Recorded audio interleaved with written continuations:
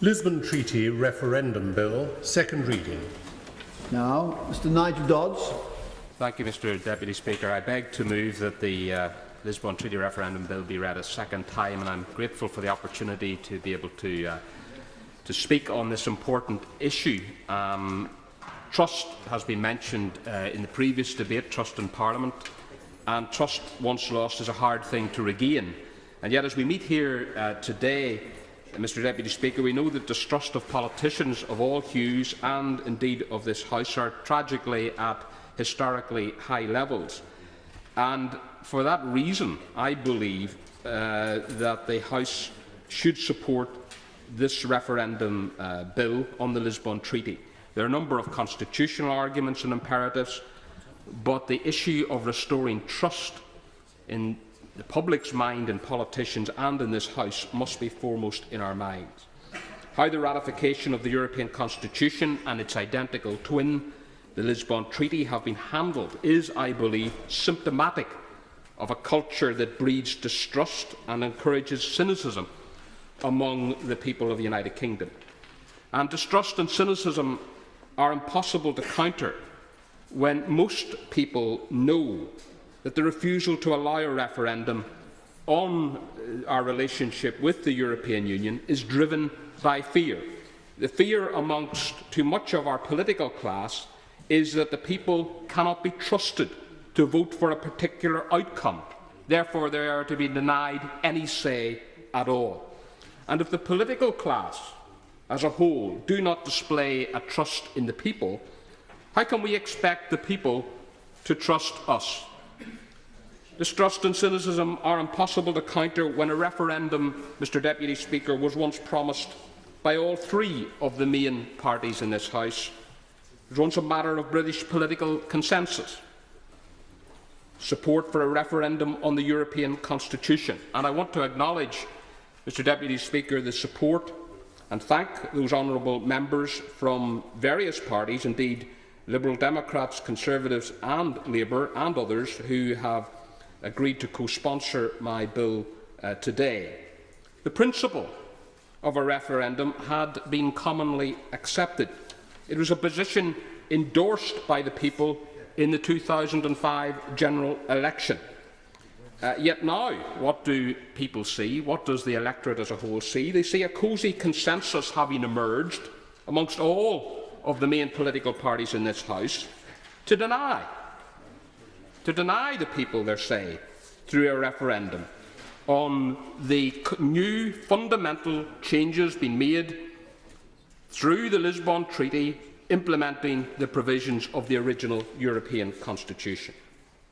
Now, the government broke the original consensus, arguing incorrectly, in not only my view but the view of the vast majority of the people of this country and indeed august organs of this House, that the Lisbon Treaty and the European Constitution were two fundamentally different documents.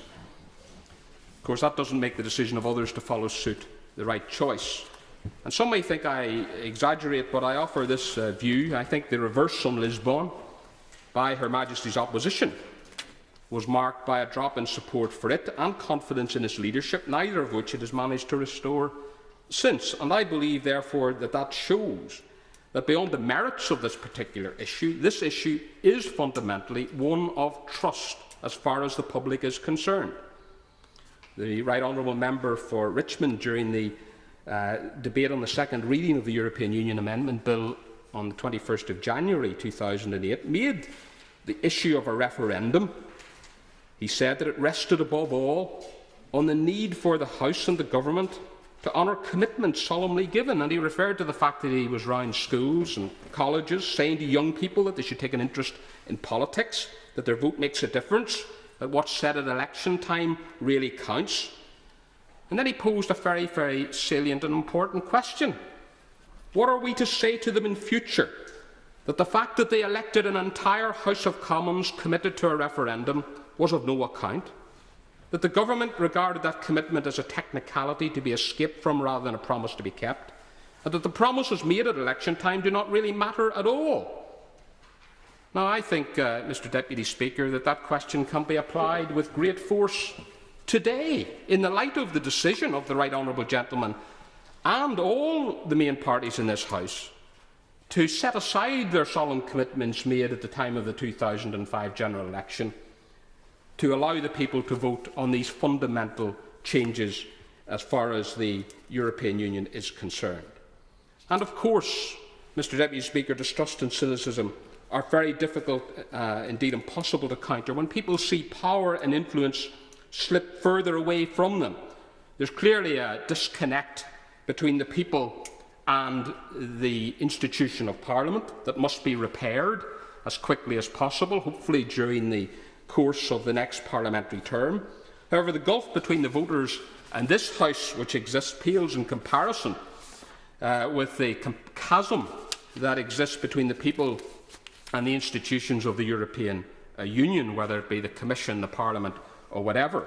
The message of power in the hands of the people appeals, and it's used time and time again, and no doubt will be a repeated theme during the coming general election.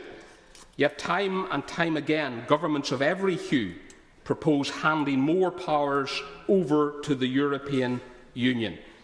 And if it's said that power will be restored to the people, but then send it in the opposite direction, how can we honestly expect people to trust political parties or politicians?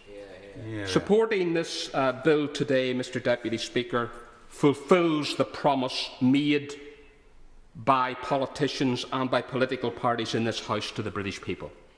The government said in its manifesto, the Labour Party's manifesto for 2005, we will put it to the British people in a referendum and campaign wholeheartedly for a yes vote. That was in relation to the outcome of negotiations on the European Constitution. The Prime Minister said just before taking office that he regarded honouring that manifesto as a matter of trust with the British people. That word again, trust, because this is what's at the centre of this denial of the right for the people to have their say. The government has, of course, now resorted to saying, well, things are different. The red lines are being drawn, despite the fact that these are almost exactly the same as they were in 2005 when we were promised a referendum. And that matter was examined in great detail by the European Scrutiny Committee. Its chairman, the honourable member for Linlithgow and Falkirk East, said that they would leak like a sieve. It's been made very clear that as far as the red lines are concerned, they make no real difference from the terms of the original European Constitution. And of course, what happened then was that the various peoples of Europe in various countries were asked to have their say. In May 2005, the French people were asked their say. They rejected the European Constitution. Dutch voters in June 2005 swiftly followed suit. And for once, the standard European tactic of calling a second referendum to get the right result wasn't chosen. So our referendum was postponed, not cancelled. And in the aftermath, the pro-constitution leaders and bureaucrats regrouped, not so that they could plan how they should abide by the express will of the people of those countries and the clear view being expressed throughout Europe, but how they could develop a strategy to get around them. The Lisbon Treaty strategy, a strategy to produce a new document that made the same changes as before, but essentially to hide them. And why do I claim there is no substantive difference between the Constitution as originally set out and the Lisbon Treaty? Well, because Prime Ministers and Presidents across Europe queued up to tell us that the Treaty and the Constitution were the same in substance.